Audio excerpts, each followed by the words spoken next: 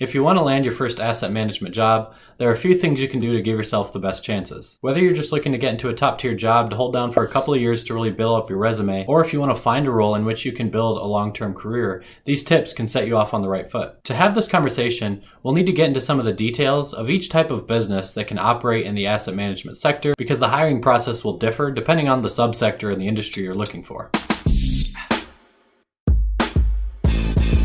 But it's extremely important to first mention that the best tip I can give you for finding a role in any business is to contact them. Now, I've discussed this strategy in other videos on the channel, but basically you need to make it your job to reach out to as many different firms as possible. And that reaching out is going to be done in 3 ways: LinkedIn messages, phone calls, and emails. You're going to want to keep a huge Excel document of every single person and firm that you contact, about which types of roles, the day and time you contact them, and what specifically you said to them when you reached out. This is the exact strategy that I used to land one of my internships in the finance industry after my 3rd year of college and to land the full-time position that I'm currently in. And I contacted about 120 or 130 different individuals about working in certain positions with their firm. Maybe half of these were actual job postings that they were formally accepting applications for. The rest of them were me just saying, hey, here's my name, here's where I went to school, here's what I want to do. Can I sit down or can I talk with you on the phone for 10 or 15 minutes? Depending on how specific you are on the subsector within asset management that you want to work in or the geographical location that you want to work in, you may have to contact well more than 120 or 130 individuals and firms. You should be Googling to try to find every business that operates in the subsector that you want to be working in.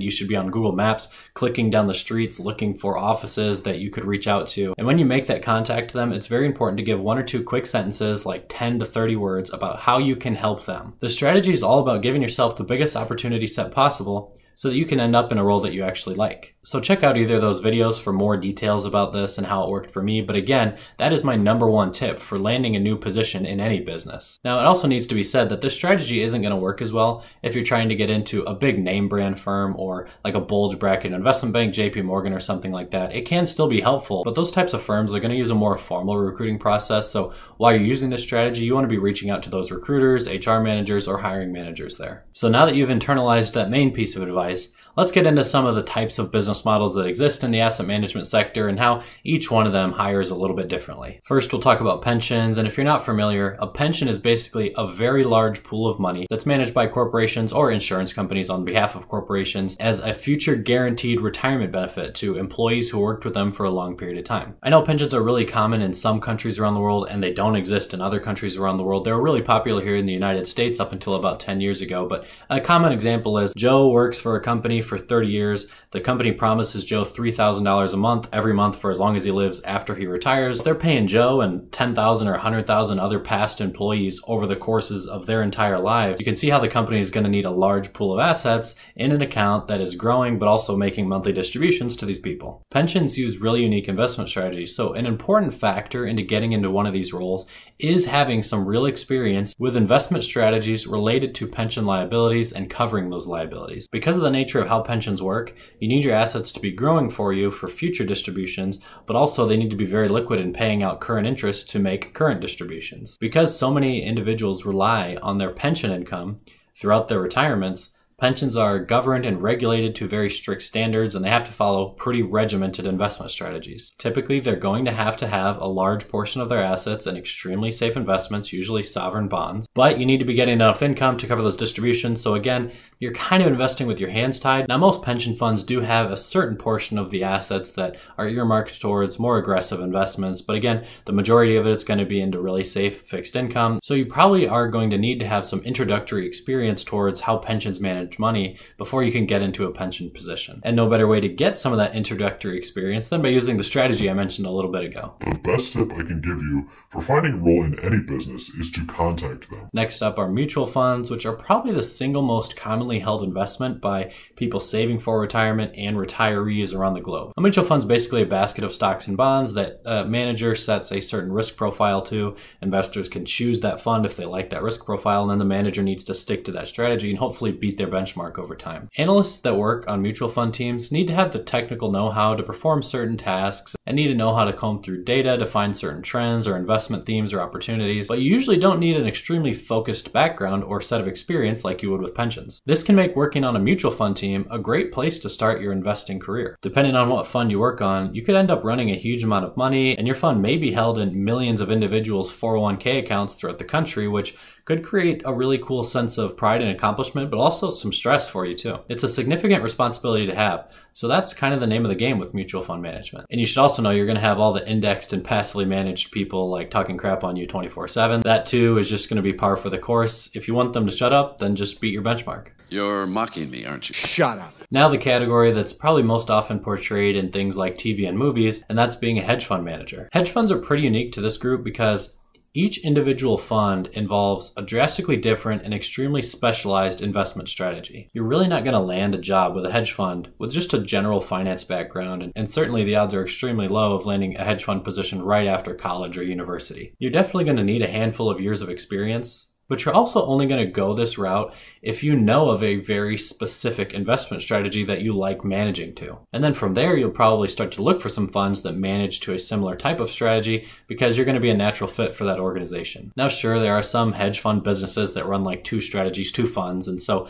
maybe there's a little bit more opportunity there, but still, you're going to need to know what you're talking about before getting into this type of a job. Next up is insurance companies, and if you're not familiar with insurance money management, then that might sound a little bit odd to you, but hang in there with me. But I still think within the finance industry, this type of investing is generally considered the most boring, and personally I might agree with that sentiment too. But I have talked to some people who manage money for general accounts of insurance companies who really enjoy their job, so it just depends on who you are. Any type of insurance company is going to have a really large pool of money called their general account, and they're going to have to make distributions from that general account when customers of theirs file claims with them. So this can be home or auto insurance, health insurance, or life insurance like claims when people die. But either way, it's similar to pensions in the sense that much of this pool of money is going to be managed to very conservative investor profiles, so it's going to be a lot of fixed income investing, and hopefully the actuaries have done a really good job so you have a solid understanding of how much distributions are likely to be needed for any given year. Then you're going to structure that fixed income portfolio to create the interest for income, but also bond maturity schedules to give you enough principal back to make these probably scheduled distributions. I certainly haven't worked managing money for a general account before, but